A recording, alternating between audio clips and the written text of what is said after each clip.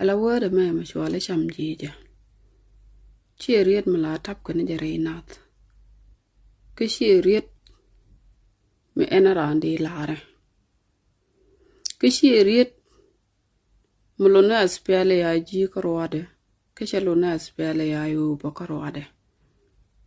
Ke yana itila ja use no te ke word me shwala cham jija.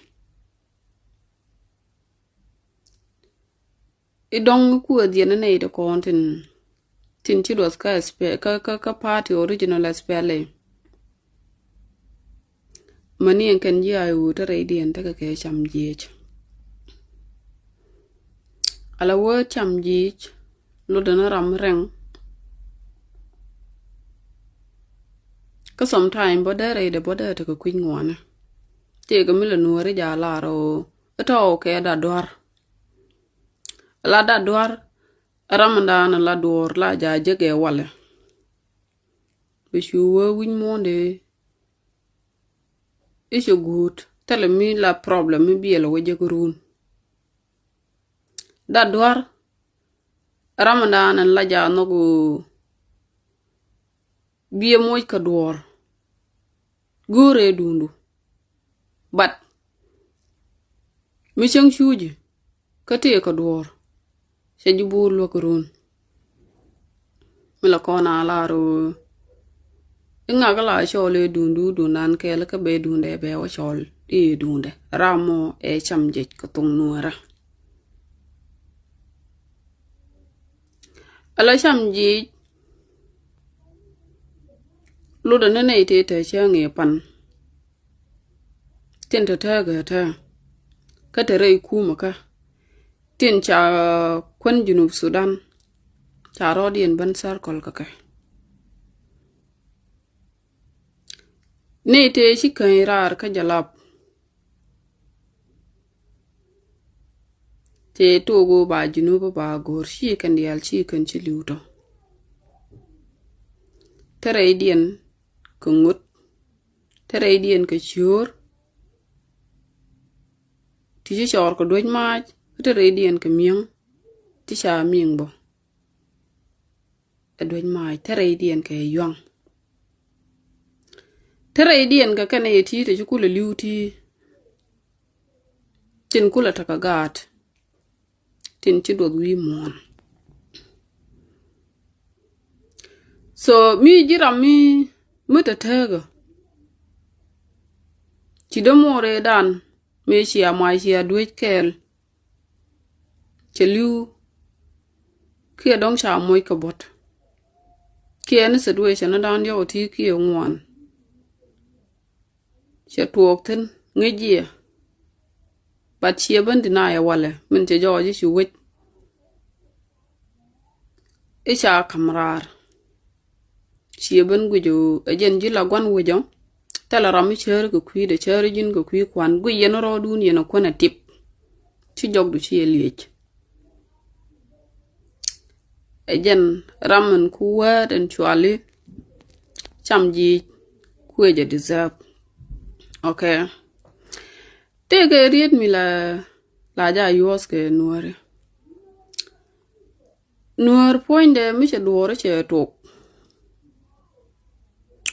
la je bana pele be paramodo dien be o na la dunde le yena la long most of the time ka kwi SPLA ayo SPLA aji ponde chi jang chi ga de Equatoria chi ga dur to kokien ko kele me la guru je o de kona ling la na confuse original party medan me kamun rar fonda re chi jang and I don't know why le yana gujo gas piale ayo ijen chi ga nuri chi kanda kai rar jodomo ije la dunduno ku yana spiale aji ku yana luguji don ki spiale don ijen dia dung jangamo chia kuma chia chul jang chia junub chia chul jang which is wrong aspiale e dundan kondial let ke to kont lat ke reide e ken jiokto so mi si gujo te ti jioken chi ken te konte kam ne junub rar ka broad withdraw because nigga ne te konte shaban chol ke not confirm so read not confirm e read chene e read cham jije e read renga e read rami da dwar ko tung nuara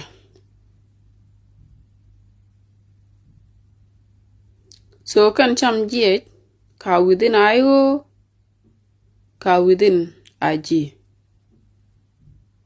murai kon o nuari mi chikan duo tok ala goide la jo wia jak ne to kokien chi jana spele ayo korwade amo ka la fondere ibe na spele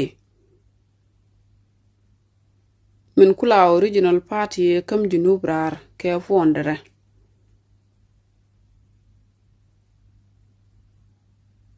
ta kona la ri dung janga si dung janga eu kon chan rodan except ko kon gad junubi anaran data kon lead kui kon ma sha chore duodo buko ko le na ko wala ko mi ngai kon e jang e bo kon bana ko wala dong da raw da ko shuto maybe shi kon mun shi kon da la kamra de kon chuchuch ka tae da ni la jum kana na ka je e umar or chireng ma cha na de le na jogni o en sunduk dan ala sunduk selpai jela sunduk damo de kono chunga jo tek miya jel ke jang miya be kana wala durun cham jiye kane to kono charo dien bangar ko kwene ne diel ko kwene ne diel the small group min ci party ci ban jagi dundi en ku kana wono la ken ciran kon ciran ban jaga daman chamade me cha shio de tol me ci minga doñ maaj me ci chor ko doñ maaj me ci yong ke guj liet gan man pin ci ban parwech ci ban kam no word mi shwala not confirm rar ramo jala cham jejo jala rengo jala dadwaro ramu bi balar bo nyago e junub ki self fakir e cheje bungi ko gure e general medan ki e de ki e chetedi e jinda dwara jin cham je e jireng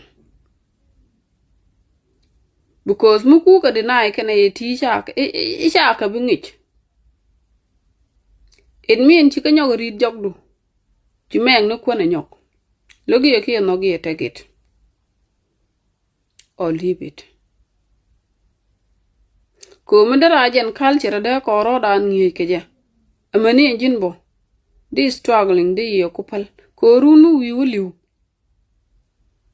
bagat ko ba ka lo deny biladu bo ko zero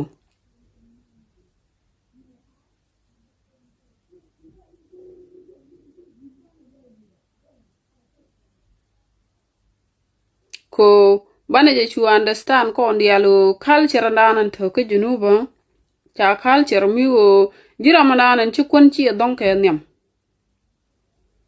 binay to ko kien bi ka deny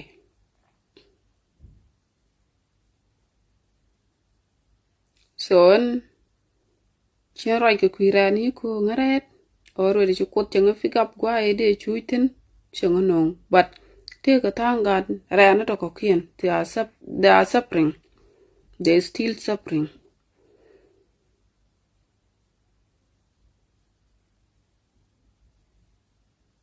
ko kana deserve de ka team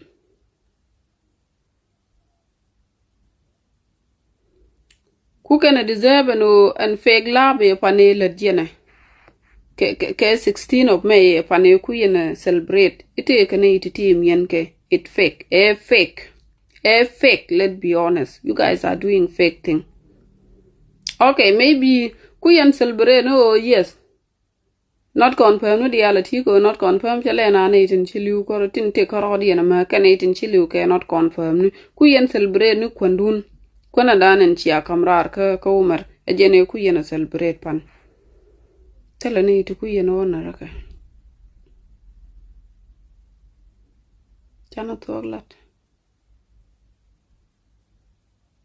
That celebration was fake. The only thing and be a jaco real. Yes, she a kwane dial she a ban jako kwandun. You guys are right ko be an eight cocky and be a deny it. Be a rodun ben with you ka yen eight in tick. Tin budong take a tell him be enough.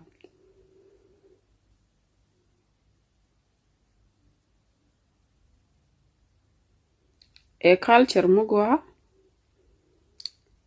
An eight a continue nyuri kwan. A kana la choli o kwandian. A jiramandana dong she fight the wallet. Jeng ni je wallet today. It belong to you. But the run you baka jilo deny. Baka God ku baka jilo baka kelo deny. Ku ken Nathan content kula fondere. E ken baka e culture me rar ka South Sudan. Whether tika spiale ya yo ki tika spiale ya ji. As long she do more. Me chi liu, me cha chiu de tul, me chi chor, me chi ming, me chi yong, she deny. E jin cham jej. E jin da duar, e jireng.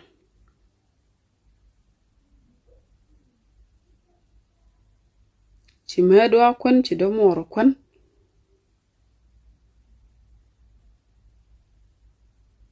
Chetara mungi jukuje me.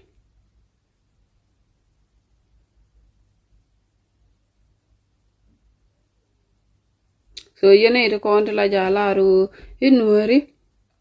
Ele kandoro tuk. E bapal. Bugoy de biya wajak na ito kokien. Chwara jaguj karwa de aspiale ayo. Iko nuari ke la pondere korodi no. Mugu yene aspiale ayo. Nuari ke pondere tin.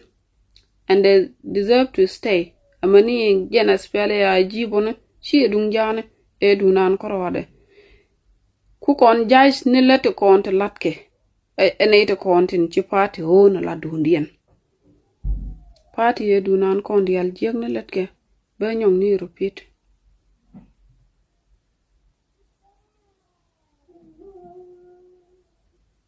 Edunan kondi al. Junub edunan kondi al. Yo genyen kondi al. Anything belong to all of us.